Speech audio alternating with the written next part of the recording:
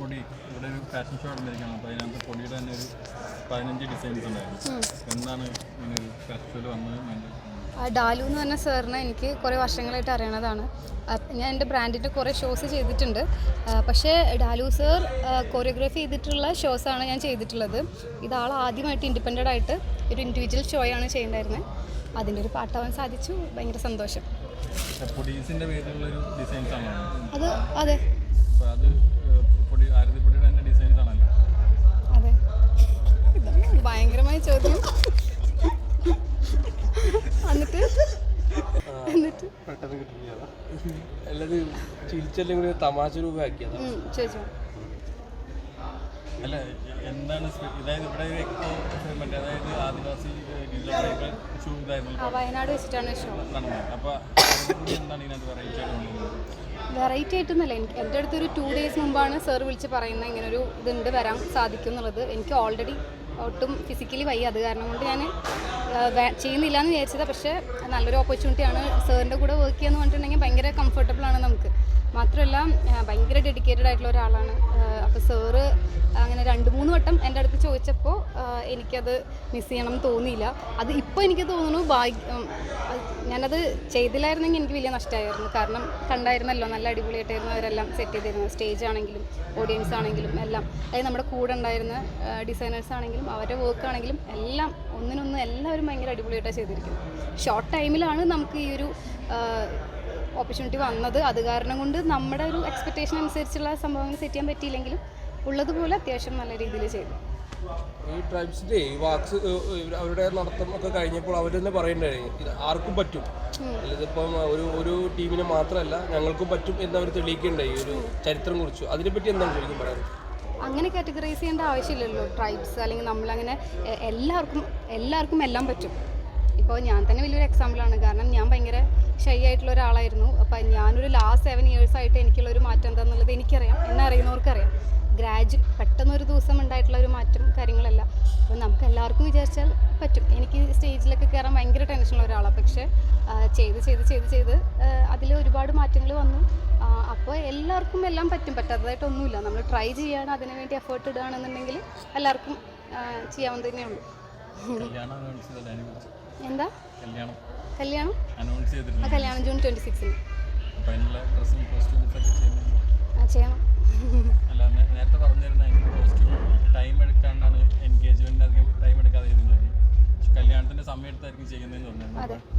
എങ്ങനെയായിരിക്കും അതിൻ്റെ ഒരു ഡിസൈൻ പാറ്റേൺ ഒക്കെ വരുന്നത്? ഇതുവരെയായിട്ടും പ്ലാൻ ചെയ്തിട്ടില്ല. എന്തായാലും അടിപൊളിയായിട്ട് ചെയ്യണമെന്ന് വെച്ചാൽ ഞാൻ ഡിസൈനറാണല്ലോ. അപ്പോൾ ഒരുപാട് ക്ലയൻസിനെ ഡിസൈൻ ചെയ്ത് കൊടുക്കാറുള്ളതാണ്. അപ്പോൾ നമ്മുടെ തന്നെ സ്വന്തം ഫംഗ്ഷൻ വരിക എന്ന് പറയുമ്പോൾ നമുക്ക് ഭയങ്കര എക്സൈറ്റഡ് ആയിരിക്കും. എന്തിടണം, എങ്ങനെ ഇടണം എന്നുള്ളതൊക്കെ. പക്ഷെ ഇതുവരെയും ഒന്നും തീരുമാനിച്ചിട്ടില്ല. ഇപ്പോൾ ക്ലയൻസിൻ്റെ വർക്കാണ് നടന്നുകൊണ്ടിരിക്കുന്നത്. ഇതിൻ്റെ ഇടയിൽ ഒരു ടൈം കിട്ടുമ്പോൾ നമ്മുടെ ചെയ്യും.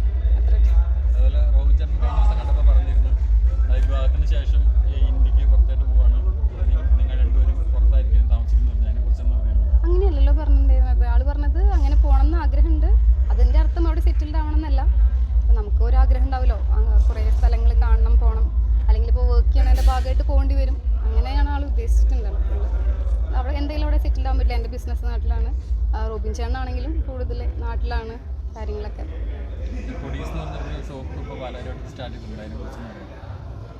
നിങ്ങളുടെ വളരെ സീക്രട്ടായിട്ടാണ് ഞാൻ ഫംഗ്ഷൻ നടത്തിയിരുന്നത്. നിങ്ങളാരും അറിഞ്ഞിട്ടുണ്ടായിരുന്നില്ലല്ലോ. അപ്പോൾ കഴിഞ്ഞ മാസമായിരുന്നു, ജനുവരിയിലായിരുന്നു ഓപ്പൺ ചെയ്തിട്ടുണ്ടായിരുന്നത്. ഓൾറെഡി നമുക്ക് ബൊട്ടീക്ക് ഉണ്ടായിരുന്നു. പക്ഷെ അത് പ്രൊഡക്ഷൻ യൂണിറ്റും സ്റ്റാഫ് അക്കോമഡേഷനും ബൊട്ടീക്കും 3 സെപ്പറേറ്റ് ആയിട്ടായിരുന്നു. ഇപ്പോൾ എല്ലാം കൂടെ നമ്മളൊരു പ്ലേസിലോട്ടാക്കി. അത് കല്യാണത്തിന് മുമ്പ് എനിക്ക് ചെയ്യണം എന്നുള്ളൊരു ആഗ്രഹമായിരുന്നു. കാരണം കല്യാണം കഴിഞ്ഞ് പിന്നെ നമുക്ക് എല്ലാത്തിനും കൂടെ പല സ്ഥലത്തേക്ക് ഓടുക എന്നുള്ള ഒരു ബുദ്ധിമുട്ടായിരിക്കും. അത് കാരണം ഇതിപ്പോൾ നമുക്ക് ഒരു നെക്സ്റ്റ് സ്റ്റേജിലായി നമ്മൾ സെറ്റിൽഡായി. ഇനി എനിക്കിപ്പോൾ ഞാൻ ഡയറക്റ്റ് പോയില്ലെങ്കിലും ഫോം വിളിച്ചിട്ടാണെങ്കിലും നമുക്ക് കാര്യങ്ങൾ കോർഡിനേറ്റ് ചെയ്യാവുന്നതേ ഉള്ളൂ. അപ്പോൾ കംപ്ലീറ്റ്ലി ആ ഒരു സെറ്റിൽഡ് ആവണം, എന്നിട്ട് വേണം മാരേജ് എന്നായിരുന്നു ആഗ്രഹം. ആഗ്രഹിച്ച പോലെ തന്നെ എല്ലാ കാര്യങ്ങളും നല്ല രീതിയിൽ. ബ്രൈഡൽ ഡ്രസ്സാണ് നമ്മൾ മെയിനായിട്ട് ചെയ്യുന്നത്. ഇപ്പോൾ എല്ലാം എടുക്കുന്നുണ്ട്. കാരണം ഒത്തിരി ആൾക്കാർ വരുന്നുണ്ട്. പാലാരിവട്ടം മെയിൻ ജംഗ്ഷനിലാണ്. അപ്പോൾ ഒരുപാട് എൻക്വയറീസ് വരുന്നുണ്ട്. ഇപ്പോൾ കസ്റ്റമേഴ്സിൻ്റെ ആവശ്യത്തിനനുസരിച്ച് എല്ലാം ഇപ്പോൾ ചെയ്യുന്നുണ്ട്. പണ്ട് ബ്രൈഡൽ ഡ്രസ്സ് മാത്രം മാത്രമേ ചെയ്യുന്നുണ്ടായിരുന്നുള്ളൂ. ഇപ്പോൾ എന്താണോ ക്ലയൻസിൻ്റെ ആവശ്യം അതിനനുസരിച്ചല്ല.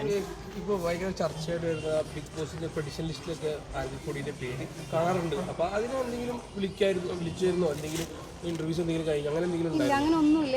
ഞാൻ അങ്ങനെ പോകാൻ ആഗ്രഹിക്കുന്ന ഒരാളുമല്ല. ഇതിൽ മുന്നേ ഒരു വട്ടം നമ്മളെ വിളിച്ചിരുന്നു, പിന്നെ നമ്മളെ വിളിച്ചിട്ടില്ല. വിളിച്ച സമയത്തും അല്ലെങ്കിലും എനിക്ക് അങ്ങനെ പോകണമെന്ന് ആഗ്രഹം തോന്നിയിട്ടില്ല. അവിടെ കാണുന്ന ആഗ്രഹമുള്ള ഒരു 5 പേരെ പറയാൻ പറ്റുമോ? എനിക്കറിയില്ല. ഞാൻ സത്യം പറഞ്ഞാൽ സോഷ്യൽ മീഡിയയിൽ ആണെങ്കിലും അത്ര ആക്റ്റീവ് അല്ല. എൻ്റെ വർക്കിൻ്റെ കാര്യങ്ങൾ അപ്ഡേറ്റ് ചെയ്യാൻ എൻ്റെ ഇൻസ്റ്റാഗ്രാമിലെ സ്റ്റോറീസ് അപ്ഡേറ്റ് ചെയ്യാൻ വേണ്ടി മാത്രമേ അതിൽ കയറാറുള്ളൂ. അല്ലാത്ത സമയത്തിൽ സോഷ്യൽ മീഡിയ ന്യൂസും കാര്യങ്ങളും എല്ലാം യൂസ് ചെയ്യുന്നത് വളരെ കുറവാണ്. അതുതന്നെ എനിക്ക് അതിലെന്താണ് അതെനിക്കറിയില്ല, അതിനെക്കുറിച്ച് ഞാൻ അപ്ഡേറ്റഡ് അല്ല. ഈ എൻഗേജ്മെന്റ് ഡ്രസ്സ് ഭയങ്കരമായിട്ട് ട്രെൻഡായിരുന്നു ഇതിന് ശേഷം. അപ്പോൾ ഇത് കല്യാണത്തിന് എങ്ങനെ ട്രെൻഡാക്കാനുള്ള എന്തെങ്കിലും ഒരു പ്ലാൻ ഉണ്ട്? അത് ട്രെൻഡ് ആക്കാൻ വേണ്ടിയിട്ട് ഞാൻ ഒന്നും ചെയ്തിട്ടുണ്ടായിരുന്നില്ല. അത് ട്രെൻഡായി പോയതാണ്. ട്രെൻഡായി.